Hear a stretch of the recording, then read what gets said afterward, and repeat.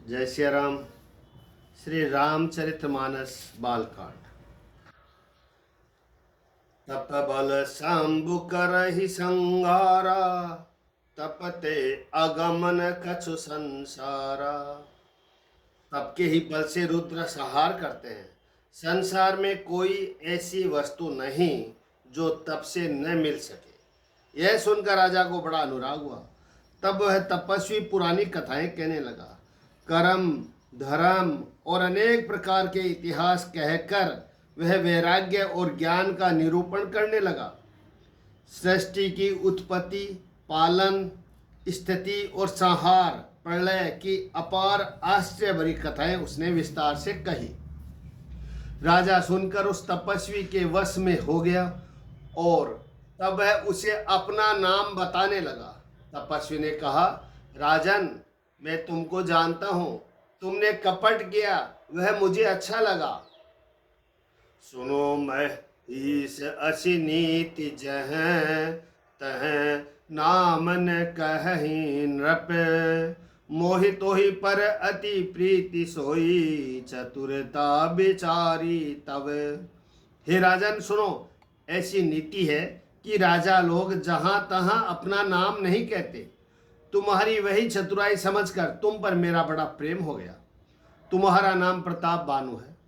महाराज सत्य केतु तुम्हारे पिता थे। हे राजन, गुरु की कृपा से सब जानता हूं, पर अपनी हानि समझकर कहता नहीं। हे तात, तुम्हारा स्वाभाविक सीधापन, सरलता, प्रेम, विश्वास और नीति में निपुणता देखकर मेरे मन में तुम्हारे ऊपर बड़ी ममता उत्पन्न हो गई है। इसीलिए मैं तुम्हारे पूछने पर अपनी कथा कहता हूं। अब मैं प्रसन्न हूं, इसमें संदेह न करना। हे राजन, जो मन को भावे वही मांग लो। सुंदर प्रिय वचन सुनकर राजा हर्षित हो गए और मुनि के पैर पकड़कर उसने बहुत प्रकार से विनती की कि हे दया सागर मुनि, आपके दर्शन से ही चारों पदार्थ अर्थ, धर्म, काम और मोक्ष मेरी मुट्ठी में आ गए। तो भी स्वामी को प्रसन्न देखकर मैं यह दुर्लभ वर मांगकर क्यों न शोक रहित हो जाऊं। मेरा शरीर वृद्धावस्था, मृत्यु और दुख से रहित हो जाए।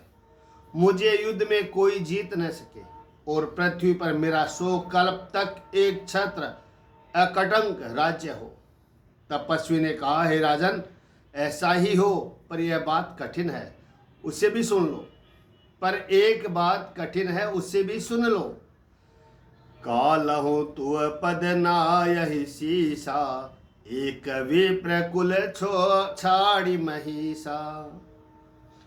तप बल विप्र सदा बरियारा, तिनके कोपन को रखवारा। हे पृथ्वी के स्वामी, केवल ब्राह्मण कुल को छोड़ काल भी तुम्हारे चरणों पर सिर नवाएगा। तप के बल से ब्राह्मण सदा बलवान रहते हैं। उनके क्रोध से रक्षा करने वाला कोई नहीं है। हे नरपति, यदि तुम ब्राह्मणों को वश में कर लो तो ब्रह्मा, विष्णु और महेश भी तुम्हारे अधीन हो जाएंगे। चलन ब्रह्म कुल सिर बरियाई, सत्य कहूँ दो भुजा उठाई। विप्र श्राप बिनु सुन महु पाला, तोर नाश नहीं कवन्यो काला। ब्राह्मण कुल से जोर जबरदस्ती नहीं चल सकती। ब्राह्मण कुल से जोर जबरदस्ती नहीं चलती। मैं दोनों भुजा उठाकर सत्य कहता हूं।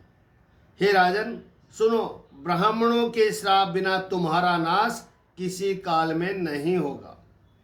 राजा उसके वचन सुनकर बड़ा प्रसन्न हुआ और कहने लगा, हे स्वामी, मेरा नाश अब नहीं होगा। हे कृपा निदान प्रभु, आपकी कृपा से मेरा सब समय कल्याण होगा। एवं मस्तु, ऐसा ही हो, कहकर वह कुटिल कपटी मुनि फिर बोला, किंतु तुम मेरे मिलने तथा अपने राह भूल जाने की बात किसी से कहना नहीं। कह दोगे तो हमारा दोष नहीं है। हे राजन, मैं तुमको इसलिए मना करता हूं कि इस प्रसंग को कहने से तुम्हारी बड़ी हानि होगी। छठे कान में यह बात पड़ते ही तुम्हारा नाश हो जाएगा। 2 कान तुम्हारे, 2 मेरे, 4 कान हो गए और 6 कान, यानी दूसरे के कान में यह बात पड़ते ही तुम्हारा नाश हो जाएगा। मेरा यह वचन सत्य जानना। हे प्रताप भानु सुनो, इस बात को प्रकट करने से अथवा ब्राह्मणों के श्राप से तुम्हारा नाश होगा, और किसी उपाय से, चाहे ब्रह्मा और शंकर भी मन में क्रोध करे, तुम्हारी मृत्यु नहीं होगी। राजा ने मुनि के चरण पकड़कर कहा, हे स्वामी सत्य ही है। द्विज गुर कोप कहूं को राखा। ब्राह्मण और गुरु के क्रोध से कहिए कौन रक्षा कर सकता है। राखे गुर जो कोप विधाता, गुरु विरोध नहीं को जगत्राता। यदि ब्रह्मा भी क्रोध करे तो गुरु बचा लेते हैं, पर गुरु से विरोध करने पर जगत में कोई भी बचाने वाला नहीं है। यदि मैं आपके कथन के अनुसार नहीं चलूंगा तो भले ही मेरा नाश हो जाए, मुझे इसकी चिंता नहीं है। मेरा मन तो हे प्रभु केवल एक ही डर से डर रहा है कि ब्राह्मणों का श्राप बड़ा भयानक होता है। वे ब्राह्मण किस प्रकार से वश में हो सकते हैं, कृपा करके वही बताइए। हे दीन दयालु, आपको छोड़कर और किसी को मैं अपना हितु नहीं देखता। तपस्वी ने कहा, हे राजन सुनो, संसार में उपाय तो बहुत है, पर वे कष्ट साध्य है, बड़ी कठिनता से बनने में आते हैं, और इस पर भी सिद्ध हो या न हो इसमें सफलता निश्चय नहीं है। हाँ, एक उपाय बहुत सहज है, परंतु उसमें भी एक कठिनता है। हे राजन, वह युक्ति तो मेरे हाथ में है, पर मेरा जाना तुम्हारे नगर में हो नहीं सकता। जब से पैदा हुआ हूं तब से आज तक मैं किसी के घर अथवा गांव नहीं गया, परंतु यदि नहीं जाता हूं तो तुम्हारा काम बिगड़ता है। आज यह बड़ा असमंजस्य आ पड़ा। यह सुनकर राजा कोमल वाणी से बोला कि हे नाथ, वेदों में ऐसी नीति कही है कि बड़े स्नेह लगुन पर करही, गिरि निज सिरनि सदा तृण धरही। जल दिया गाद मोल बह भेनु, संतत धरन धरत सिर रेनु। कि बड़े लोग छोटों पर स्नेह करते ही है। पर्वत अपने सिरों पर सदा घास को धारण करते रहते हैं। अगाध समुद्र अपने मस्तक पर फेन को धारण करता है, और धरती अपने सिर पर सदा धूलि को धारण किए रहती है। ऐसा कहकर राजा ने मुनि के चरण पकड़ लिए और कहा कि हे स्वामी, कृपा कीजिए, आप संत है, दीन दयालु है, अतः हे प्रभु मेरे लिए इतना कष्ट अवश्य सही है। राजा को अपने अधीन जानकर कपट में प्रवीण तपस्वी बोला, हे राजन सुनो, मैं तुमसे सत्य कहता हूँ, जगत में मुझे कुछ भी दुर्लभ नहीं है। मैं तुम्हारा काम अवश्य करूँगा, क्योंकि तुम मन, वाणी और शरीर तीनों से मेरे भक्त हो। जोग जुगुति तप मंत्र प्रभाव, फल ही तब ही जब करे दुराऊ।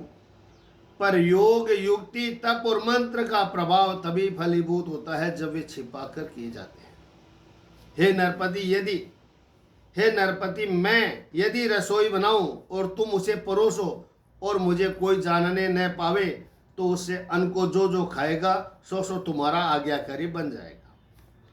यही नहीं, उन भोजन करने वालों के घर भी जो कोई भोजन करेगा, हे राजन सुनो, वह भी तुम्हारे अधीन हो जाएगा। हे राजन, जाकर वही उपाय करो और वर्ष भर भोजन कराने का संकल्प कर लेना। नित्य नए 1,00,000 ब्राह्मणों को कुटुंब सहित निमंत्रण करना। मैं तुम्हारे संकल्प के काल के अर्थात 1 वर्ष तक प्रतिदिन भोजन बना दिया करूंगा। हे राजन, इस प्रकार बहुत ही थोड़े परिश्रम से सब ब्राह्मण तुम्हारे वश में हो जाएंगे। करहि विप्र होम मख सेवा, तेहि प्रसंग सहज ही बस देवा। ब्राह्मण हवन और यज्ञ सेवा पूजा करेंगे तो उस प्रसंग संबंध से देवता भी सहज ही वश में हो जाएंगे।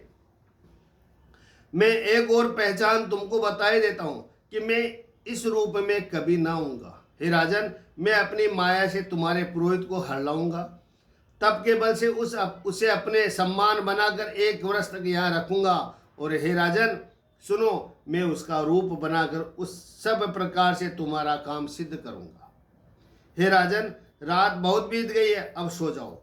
आज से तीसरे दिन तुझे से आज से तीसरे दिन मुझसे तुम्हारी भेंट होगी।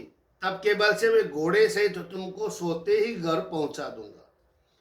मैं वहीं पुरोहित का वेश धरकर आऊंगा।